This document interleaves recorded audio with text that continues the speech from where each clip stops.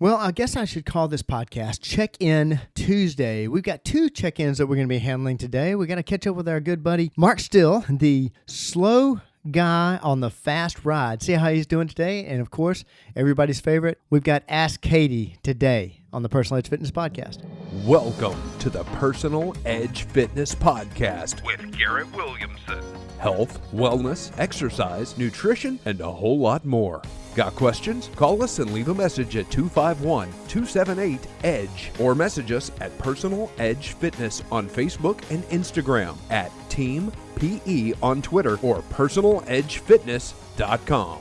Good day and welcome to the Personal Edge Fitness Podcast. Thank you so much for joining us today. I got to get through this intro, how do you get in touch with us and whatever real quick, because we got a couple of guests today on what I'm calling Check-In Tuesday. We're going to be checking in with our good buddy Mark Still, getting ready for his 250-mile race coming up in just a couple of months. If you'll remember, we had a podcast a couple of weeks ago. This is my buddy. He's 55 years old. He's gotten himself out of shape on blood pressure medication, the whole 9 yards, and he's decided that he wanted to get in shape, but he had a very interesting way of going about it, and that is, been a cyclist all his life, had stepped away from it for a while, and so he decided to give himself a massive challenge to take on a 250-mile gravel bike race after being off for all these years, and he's only got 3 months to get ready. So we're going to see how he's doing in his journey, and of course, our ever popular Katie is going to be joining us today, our exercise specialist. She's got several questions from her Ask Katie series, so she's going to be checking in and answering those today, so we're looking forward to having her on the show. Now, if you have any questions concerning this podcast or any others, or got a question for Katie, or anything that would help you dispel the myths of health, fitness, and wellness, please reach out to me. My name is Garrett Williamson, president of Personal Edge Fitness. You can reach me at Garrett, Garrett, at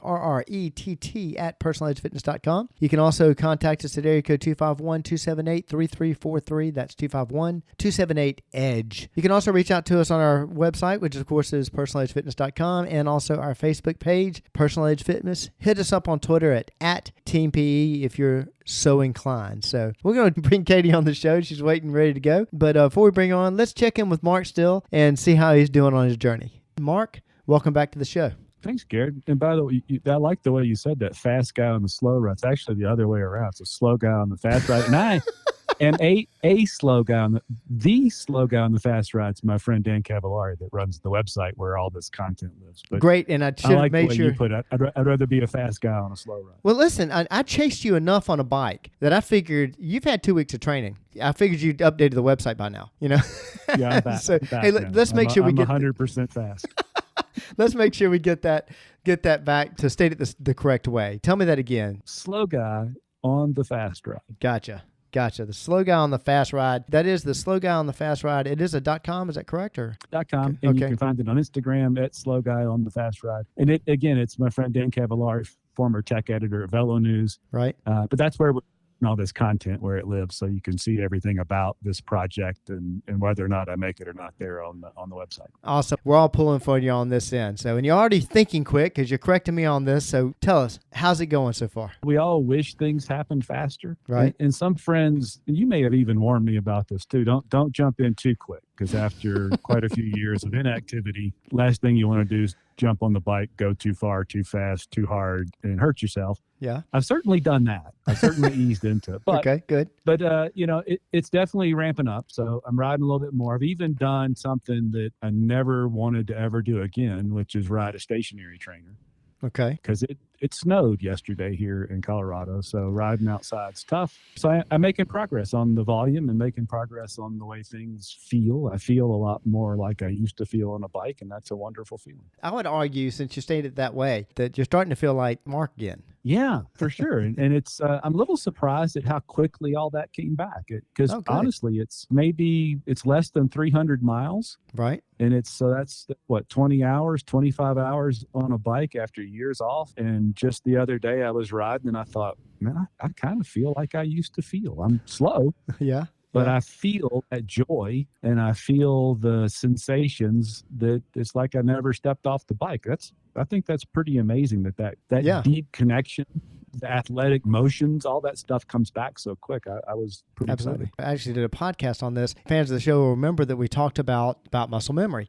We talked about learning patterns and what have you, and the fact that your body does have pretty much a homeostasis as far as the activities that you do. And if you do them long enough, it's like I went out to Kansas and saw the Oregon Trail. So many people had gone on that trail that you can still see the ruts to this day out there. And that's basically, I mean, when you've done something for so long, it's there. Your body's going to remember it. That's what you're experiencing right now. And I'm glad to hear that, which I think should make you feel like, okay, now this is getting, I shouldn't say easier because you've got a heck of a challenge. But now that you're feeling normal again, back to your old self, it should have lightened the load a little bit at least. I think it gives you a little bit of hope. I had hoped that I got a little bit of credit for the 20-something years that I did this all the time. Right. I wasn't really I was physically starting just about from scratch, but I wasn't mentally starting from scratch. I know how to ride a bike. I know what I'm getting into. So sure. It's good. It does give me a little hope for that day, because it's going to be a long day, that stuff all comes back that quick. That's just a bunch of really important things that I don't have to learn or think about. It's just going to be there. Exactly. Yeah. Before we go any further, I did a little bit of this in the introduction, but for our new listeners that didn't catch our other podcast, give everybody a quick summary of what you got going on here. It's a heck of a challenge. Bike rider, a big part of my life for 20-something years, fell off the wagon, haven't really done much of anything physical, wanted to get back to it and set some big public audacious goal to hold me accountable and just make it fun and maybe inspire somebody else. So I picked Unbound Gravel 200, which is the kind of the preeminent gravel event in the U.S. It starts in Emporia, Kansas, and ride through what they call the Flint Road. So it's Flint gravel, so sharp edge, rough, chunky gravel. Right. For 200 miles. And instead of starting a year or two in advance and getting ready, I started in March, and I had 3 months. And one of those months is gone already. Exactly. So we're a month into it already. 2 more to go, and we want to catch you again, hopefully before your ride happens. So you've got 30 days of this under your belt at least, roughly somewhere around there. What have you noticed? You were off the bike for a while. I won't say you were out of cycling because I know your interest is still there, but you were off the bike for a while. What have you picked up, changes and what have you, that you've experienced so far as either yourself, equipment, whatever? Well, equipment-wise, it's remarkable how different road bike and gravel bike technology is in just the 4 or 5, 6 years since I last bought a nice bike. Right. Electronic drivetrains are just the norm now. Disc brakes have been the norm, but I'd never had a bike of my own, a road bike of my own with disc brakes. Right. The electronic drivetrains have been just a hoot. If you know me, you know I like the gear part of this piece. Sure. So being able to plug an app up to turn an app on and micro adjust gears and change the way the gears interact with each other and pair things with computers and watch gear changes. It's just been fascinating. And I like that stuff. And I think that stuff will occupy my mind on the day, which helps not be occupied with the painful parts of the ride. So the gear's been fun. I've got a gravel. I've had one gravel bike before as an inexpensive bike. I kept just to play with it and see. Sure. I have a very nice Alchemy Ronin gravel bike now. That's been a revelation in terms of comfort and handling and having the wide tires. It's just a lot of things have changed in the technology since I last rode. Now I want to stop you here. Can you tell this guy used to own a bike shop? I mean, he is a true bike gearhead. I really believe that. So, but I can understand the changes as far as that goes. I know you're fascinated by that. In fact, I would think that it's not. There are times when I've got to stop looking at this and I got to go for a ride. Because that happens a lot. I'm downstairs fiddling with something for 20 minutes, and I probably should just get on and pedal. Right, exactly. Other changes you've experienced as far as that goes? Probably one of the bigger challenges, 2 things. One's been bike fit, so I am struggling to find a comfortable position. I'm just not as flexible as I was the last time I rode a bike. The way I sit on the bike's a little bit different, so I'm struggling to find that position. But I've got some scheduled time coming up with the professional bike fitter. If you guys haven't ever done professional bike fits, they're beautiful things, and you should do them. Absolutely. The other thing that's been a bit of a struggle is, we talked about I've got some health issues. One of those is high blood pressure, and I take medication for that. Right. In that medication is a diuretic, so it makes it a little tough to stay hydrated when the medication's trying to get the fluid out. Right. And as I get more active, I need less medication. So it's been a little bit of a challenge to stay on top of that. How much medication should I be taking? And I'm working with the doctor to know that, of course, he's got a range for me. Right. I can take some or all or anywhere in between based on, am I doing 30 minutes of exercise a day or 3 hours. Right. And I've missed that calculation here over the weekend. I went for a 3 hour, it was supposed to be a 4 or 5 hour ride, but a few hours in, I could tell something was going wrong. Sure. And by the time I got home, my blood pressure was 90/70, which is super low for me. Yeah. Because I took too much of the medications. That's been an unexpected. I knew it was going to be a bit of a challenge. Right. But it's been a little harder than I thought to keep up with that. So working with the doc on that to know, when to take the medicine, how much to take when I plan the rides and things. It's an interesting situation because it's something that we deal with quite a bit here with clientele. And we found out just recently, I don't know if you noticed it or not, but we're dealing with one of the top 5 obese cities in the nation. And of course, we see a lot of high blood pressure. It's one of the most common things that we see. Mm-hmm. And we deal a lot with, I think it's a general understanding that if you're on high blood pressure medication, because basically overall you're out of shape. It's basically understood that you, through exercise and getting in shape and whatever, you can get off that medication. You lower the dose or get completely off of them. We've had plenty of clients that have gone through that. But rarely do people talk about the actual going through the process. And when you put the process, like exercise and what have you, and making those changes, well, usually we stretch that out. We stretch out those changes. We slowly increase the exercise intensity and as your fitness level gets better. So over time, over a period of time, depending on your particular condition, 6 months, a year, 2 years sometimes, we can usually bring people at least to a lower dosage, if not take them completely off. But this is very interesting because you've put this fitness journey on steroids. You're going after it. I mean, I know that you've said, 300 miles that you've put in? That's a compressed timeline, not 6 months or a year. It's let's get this done in the next couple months. And so you're going to have those, challenges that's a real heavy test. That's like swinging 2 bats on an undecked circle as far as a test for blood pressure medication and blood pressure challenges.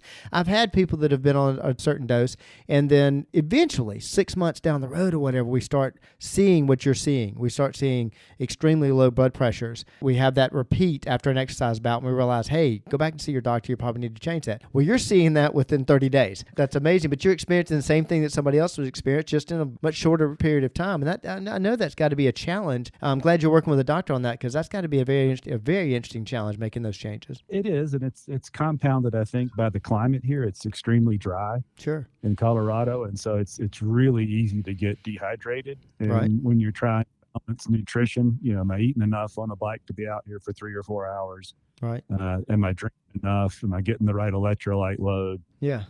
How much of the medication for blood pressure did I take, and how hard is the ride versus what I thought? It's a lot of moving parts, but you know what? I'll figure it out, and I'd rather have that problem than the thought of taking all of that medication, probably an increasing amount of that medication over the next 10 years. Absolutely. If I wasn't trying to do something. How have you been feeling? You been sleeping better, or sleeping worse, or is it disrupting it? Soreness? What are we experiencing? Well, sleeping's been tough, but I don't think it's related to this. We have a lovely dog named Watts. And for 8.5 years, he slept in his crate every night. And then we let him stay at a friend of ours' house who didn't put him in the crate. And now he thinks he should sleep with us. So it's been a little hard to sleep, but it's the dog. I got you. Wiggling around the bed. Adding yet another challenge to this challenge. Yet another challenge. But, sleep's going okay. Muscle soreness has been good. I don't have a lot of that. Good. I have struggled a bit with the hydration piece and cramping, which is unusual. I almost never have ever cramped on a bike. Right. So I think that's just the hydration piece, but muscle soreness has been good. I've maintained, I don't know if we talked about this, but in 2021 on New Year's Day, I was sitting on the floor petting the dog and wondered if I could do 100 push-ups every day in 2021. Yeah. And so I just started by doing 4 sets of 25, and it turns out I could do it. And I did 100 push-ups every day, entire year.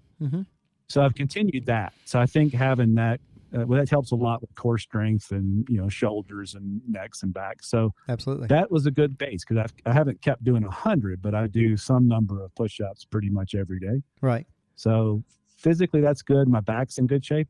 Some folks may remember that I've historically had some back issues related to bike riding. That has not been a problem yet. And I attribute that to those push-ups and some core strength. Yeah.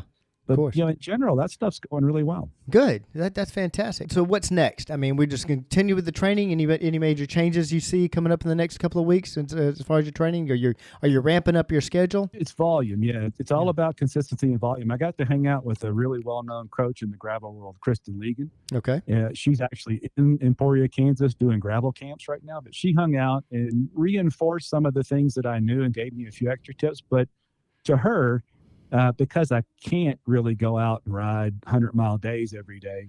Consistently getting time on the bike, even if it's only 30 minutes or an hour, is really important. Multiple days in a row to stack the load. Yeah. So that's another reason that trainer's going to be helpful with the weather, not cooperating, because it's just set up down there. I can run down, get on it for 30 minutes or an hour. Right. But I really have got to get some volume. I've got to figure out what things feel like at 100 miles. Yeah. And so that means I got to work on that fit thing, because right now I just can't. At around 3 hours, my neck's a little too knotted up for that. So I got to work on that. I gotcha. But mostly the plan is, I think all the bases are in place, the basic pieces and parts. It's time to get the volume up and the training load to be a little heavier. That makes sense. This is not the end of the journey. I mean, I know you've got about 2 months left, and we want to check in with you again in a few weeks and see how we're doing. But man, it sounds like everything's going great. I'm really excited to see the change in that blood pressure. I think that's fascinating. But the fact that you had the muscle memory, that your body had adjusted to riding yet again. I mean, it's been there before. You're starting to feel normal on this. I'm thinking great things, even though it's still a monster challenge, and you got a big finish to this thing. The training's going to go great, but 250 miles in this thing, I know we still got a battle ahead of us. Man, I wish you the best of luck with it. We'll check back in with you, okay? Sounds good. Thanks, Garrett. Appreciate it. That was pretty neat. I mean, kind of amazing. We're seeing changes going on that we see in our clients. Right. But he's condensing in such a tight window. I mean, it's fascinating, but it's the same things we see, which I think is amazing. I guess the most amazing part I was so impressed with was that blood pressure change. That was really interesting. But an athlete yourself, and a collegiate athlete on top of that, which means you've done ridiculous things athletically. I'm sure you have. But 250-mile gravel bike race, first and foremost, 250-mile gravel bike race, and then only 3 months to train? Right. And being completely out of shape? Bananas. I agree. Hey, I want to welcome Katie back to our show for our second part of Check-In Tuesday, our segment Ask Katie. Welcome back to the show. Glad to have you. Thank you. She asked some questions that you have asked and sent to us. Let's start this interesting charade. Okay. I have a question here. I know who it's from. Not going to call them out, but their question is, are you ever going to take your trophy home? No. If you've watched the video, you notice that we've got something here between us. Check this out if you haven't seen it. This is I don't think we get it all the way on the screen. Just like scroll it up and down. And so, talking about ridiculous athletic events, please tell our listeners and our viewers here, if you're not watching this on social media, we're actually showing this monstrous trophy, and I don't want to stand up. I mean, next to it because you see how short I really am, or how tall this trophy is, one or the other. So tell us about the trophy. Right. So it was actually a keg throwing competition. I love it. Kegs were empty. Representing Personal Edge, right, of course. And no kegs were harmed in the competition. Exactly. So no, it was so much fun. I can't wait for another one. Right. And no, we're gonna collect them here. They're gonna stay here where they belong. Exactly. She's now the reigning champ of O'Daly's keg throwing. Yeah. So the reigning female champ. We decided what we're going to do for her is we're going to get her a belt so she can wear it over her shoulder and she can call out the other, like wrestlers do, hey, Scotty, when I'm taking you next, I can see. I can't wait, Katie. This is going to be. I know that's going to be our new staff retreat. Is the keg throwing competition. so just like in dodgeball, keg throwing classes will be beginning this summer sometime. I'm sure. For sure. Fun for the ladies. I'm telling you, they're all about it. So trophy stays here. Stays here. It's staying. What else? What is your favorite workout? Also, do you like arms or legs more? I'm dying to hear your answer to this, but I've always said, been doing this for 32 years. It probably took several years for me to finally admit what we all know, and that is that, and you tell me if you disagree, but I always say to clients that, and I put them on one particular machine when I say this the first time, and you know what machine it is. If your trainer tells you that they don't have a favorite body part, a favorite exercise, or a favorite machine, they're lying to you, because we all do. I don't know if you're at the point where you can admit that yet, but I am. Upper body. Upper body? Sure. It used to be lower back when I was playing basketball. Right. Now it is my back. I really enjoy pull days. I love it. I don't want to say that to I love the pull that. guy. Exactly. So, You're in my territory. I love pull days. That's a favorite. Right. So pull days. Favorite workout is just going to be, type of workout, just lifting weights. I've been doing a lot of bodybuilding from Jeff Nippard lately, but avoiding cardio, even though I just got back from a run with Carrie. Exactly. You just got back from chasing Gary. Right, chasing Gary. Right. Yeah. Gary's a cutie. He's one of our directors here. Has been with Personal Edge for 15 years, and he likes to drag not only clients but also trainers on runs with him. And so they just got back from that. She cooled off for a good while before she came in to finish the podcast, which we appreciate definitely. So I love that pull day. I'm telling you, I'm not going to ask you. I'm going to answer this for you, and that is that evidently I've made a great impression on you. Really, you don't have to answer. I'm telling you. I'm sure that's what it is. So. Okay, well, I guess I'm going to throw a question at you then. What is the best full body workout if you're limited on time? These are some of my favorite workouts. As crazy as it seems, I love that challenge. I love that challenge myself. I love doing that myself. And when I have a client that's running late and still needs to get the workout in, we can't shuffle them on the schedule. It's a challenge. Okay, you're going to have a workout. I don't care if I've got 11 minutes. You're going to have a workout. And one of my favorite go-tos, believe it or not, and the reason I say this is because you can do this almost anywhere, and that is it's an EMOM, every minute on the minute. And actually, you can stop there. So most any workout that is going to that's going to make you sweat a bit. It's going to make you move a bit depending on what exercises you use in the EMOM. And an EMOM, every minute on the minute. What it is you conduct a series of exercises and you have a timer running. You have a minute. You have 60 seconds. And the idea is to complete the exercises correctly, of course, as fast as you can, because whatever is left in that minute as that timer's running is your rest time. And so if you get it done quicker, then you can rest longer. And you could do, there are EMOMs that you can do 5 rounds on an EMOM and get a great workout in. So, but mine is my favorite go-to is 5, 10, 15 EMOM, which is 5 pull-ups, 10 push-ups, 15 squats on an EMOM. And then basically look at the time you have, allow some time for a little bit of warm-up, a little bit of a cool-down, minute or so each at least. And then you've got a 9-minute EMOM, and that's pretty aggressive. So. Right. I know that there's a few clients here that I've been putting through some EMOMs for cardio days, and they're not loving them, but it's good for them. So. Right. As we call it, another satisfied customer. So what would you say to that? I mean, what is your go-to on as far as that goes? So what are you after? Yeah, I love that. Me being limited on time, I'm just looking to get my heart rate up. Okay. And an EMOM is a great way to do that. Right. You don't even have to do that, though. You could just do squat jumps. Yeah, and that's some great. push-ups, Fantastic. just mix it in. You know, Right. It doesn't have to be on a timer if you're somebody that doesn't like the timer looming over you. Right. But yeah, just anything that's going to get your heart rate up is what I'm looking for. There's so many good full body weight exercises to do. Oh, yeah. The ultimate, I mean, not everybody's fit enough to do this, and most people hate them, but, a burpee. I mean, a man maker if you got a couple of dumbbells even, you know what I mean? Honestly, you could do 10 man makers. Trust me, you've touched everything, and if nothing else, you've stopped atrophy. Oh, yeah. So I like that. But yeah, getting your heart rate up, I'm all with you on that. Wade That's Harris fantastic. knows that some of the worst workouts are no equipment body weight workouts. Yeah. And he gets nervous when he comes in. Had a client say that to me years ago. Said when I see you go for either the lightest weights or no weight, I feel like Jeff Goldblum in The Fly. Be afraid. Be very afraid. Right, or one piece of equipment. Yes. That's when you know. Yeah, absolutely. I love that. Exactly. We're not quite as sadistic as it may seem. I promise. There was rumors that we've had trainers that once they started working here, they were able to give up their anger management classes, so they were awesome. cured. So Right. I'm not sure if that's related, but anyway, we better go to the next one. All right, next question is a rest day absolutely necessary? And my answer to that is yes. However, if you're one of those people that can't sit still, you can do what's called an active rest day or an active recovery day and go for a walk. Yeah. Just a nice slow walk outside. I know it's getting hot though. Probably just Especially go for a New walk. Yorker. It's Right. getting hot. It's hot and humid. Right. We just call this Wednesday here, but but yeah, it gets a little warm out there. But I agree with your thought process on that. There's so many clients, so many athletes, latent athletes or what have you, that just once they get going in the program, if they're not doing something, they feel like they're going backwards. Right. We've had challenges with clients that way at times, that when in doubt work. I've talked about generations, that the greatest generation, the baby boomers, they're when in doubt work. And so it's hard to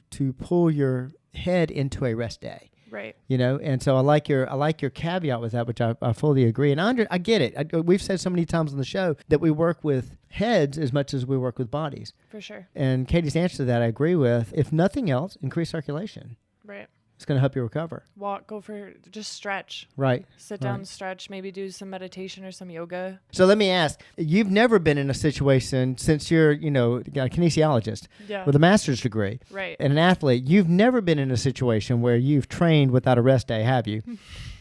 See, that's so sweet of her. She doesn't like to lie.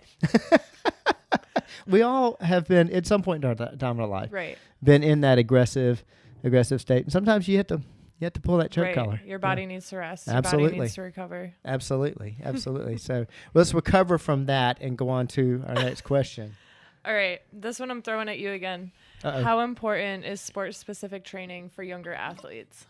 The best person to answer this question is Charlie. Charlie and I did a fantastic series of podcasts talking about dealing with this. He'd just gone to a conference, and right after that conference, he and I did a podcast of the series of how to train an athlete and training them at different stages. This is something they talked about at the conference.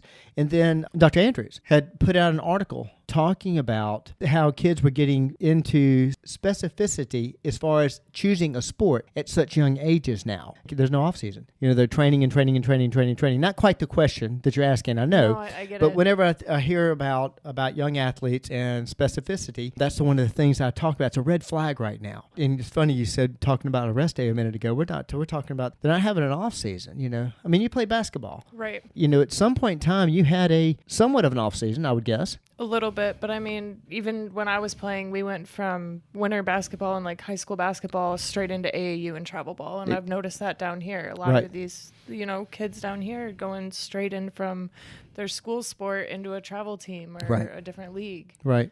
I can't tell you when I was coaching, and I didn't coach baseball, I was coaching gymnastics and coaching diving, how many of my parents would come in and say, oh gosh, I hope my son doesn't make All-Stars. I hope he doesn't make All-Stars. And I'm thinking, I hope my son doesn't make All-Stars. And the reason being, the family wasn't having time off. So, Right. But not what we're really talking. I'm sorry, I'm going off subject because we're talking about specificity of training and how important is that.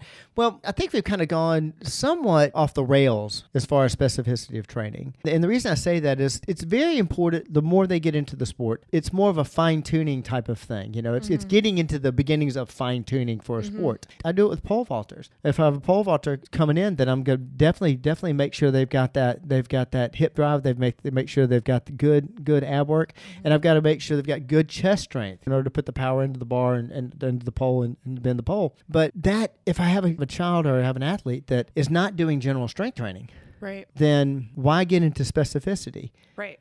It's what I say about a lot of problems. If you can see the problem with the naked eye, you don't need a microscope to fix it. I had a tennis coach talking one time about this, and they said that the person that was working with them on a one-on-one said they really wanted to work on their backhand because they weren't holding the racket the right way or swinging the right way or whatever. Really wanted to get, and he said, do a favor for me. He said, turn around, face the back of the court. And I said, you hear the ball hit my racket. I want you to turn around. And the coach sat on the other side of the net, hit the ball. It went over, and the person, as soon as he heard it hit his racket, so it hadn't even gone across the net, the person turned around and couldn't get to the ball. Yeah. He said, before we can get to the ball, we need to work on, let's be able to get to the ball first before you Right. worry about that. And so that's the analogy I'm making to specificity of training. Now, once you've got that general fitness level, once you are addressing all aspects of fitness from the cardiovascular fitness to general strength training all around, flexibility, then at that point, that's when you get into specificity of training. And at that point, yes, I think it's very important. I don't see how, especially as competitive as the field is today, to advance through even to high school now, but definitely to the collegiate level, that you wouldn't use some specificity of training and for that. So I'm sure you had some of that in basketball before you For played at sure. SUNY. Yeah, for sure. Did y'all do anything as far as specific to basketball? Yeah. So actually, this is going to be a offbeat story, and I apologize, but Listen, I think you're wonderful, but I got you beat on the offbeat stories. I've gone off track 2 or 3 times already, so go ahead. what made me want to be in kinesiology? My parents hired me a strength coach and a personal trainer. I was in 7th grade, and Right. to be on varsity, you had to pass certain fitness tests, Right, which was like pull-ups, push-ups, and an agility drill. right. And we trained those basics Yeah. so that I could pass the test to be on varsity. That makes sense. And we started there and then fell in love with it. And then, yeah, we definitely got into specific basketball training drills. And it was super cool. Oh, awesome. Yeah, yeah. At that point, it's fun. Right. You had a base already. Right. You have to start somewhere. Right. Getting into specificity in your training too early, then you're going to cause an imbalance, and that's when we get to overuse injuries and stuff like that. So how early did you start that training? That was pre-varsity, so. Right. So sport-specific training, varsity. Varsity, okay. Yeah, probably, honestly, not even freshman year varsity, like sophomore or junior year. Right. Right. And I was still playing other sports. It's not like I was solely focused on basketball at that point. Right, I was also exactly. doing swimming, soccer, and tennis. Yeah. Of course, we have young athletes come in here. I mean, we've got swimmers right now. We've had a 9-year-old come in and start with us with soccer. Yeah. It was a real phenom. But the first thing we did was make sure they had that base of strength. And then we got into the specificity of training. So Right. fantastic. That's all for today on those questions. How many of them did you throw out? I don't know if I answered. No, I'm kidding. She didn't throw out any questions. I don't want to hurt anybody's feelings. She didn't throw out any questions. So, but hey, keep your questions coming. We have a Dropbox here at Personal Edge for the clients, or if you're not a client, you want to stop by and drop off a question in the Dropbox for Katie. That's fantastic. But if you have any questions about it, or you want to reach out to us, you can contact the show at 251-278-3343. That's 251-278-EDGE. You can also reach out to me, Garrett, Garrett at personaledgefitness.com, or if you want to ask Katie, you can reach out to her at Katie at personaledgefitness.com. Katie at personaledgefitness.com. That, of course, as always, is our website and our Facebook page. And feel free to hit us up on Twitter at Team PE. I think that is all for Check-In Tuesday. Check-In Tuesday. So we'll have another one definitely with Katie. We got another one coming up with Mark Still too in a couple of weeks before he gets going on his race, and we'll probably do the same thing. Have you come back and do the way that box is filling up. We're going to have to stay on top of this, but checking in, watching somebody really make a drastic change in their life and going after it with the right mental attitude, which I think is fantastic with Mark Still, and handling questions, any questions you may have. These are just one more way, or two more ways, I should say, that we help you reach your level of wellness. Thank you so much for joining us today. Thanks for listening to the Personal Edge Fitness Podcast with Garrett Williamson. Subscribe now and be a part of the show by calling 251-278-EDGE or message us on Facebook and Instagram at Personal Edge Fitness or at Team PE on Twitter, and visit us at personaledgefitness.com.